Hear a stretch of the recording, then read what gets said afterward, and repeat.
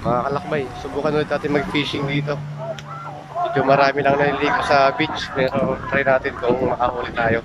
Nakaraan, hindi ko na nag-video, marami tayong nakuhang crab, mga mahigit 1 kilo. So balikan ulit natin ngayon. Ito yung ginawa kong pain ngayon, ito yung pamain natin. May isang tuloy sinabit ko na isda at saka yung karne ng kalabaw. Tingnan natin kung effective ba siya. Nakaraan kasi itong isda ang pinain ko. Mabilis nga lang maubos. Ang bilis kumain ng mga crab, so marami tayong nahuli. Sana ngayon marami ulit.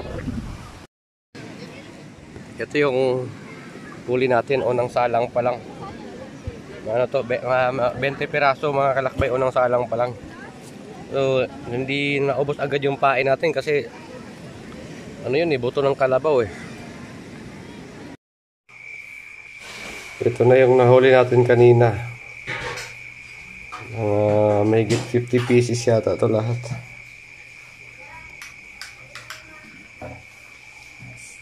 Effective yung nabili natin sa online na fishing net.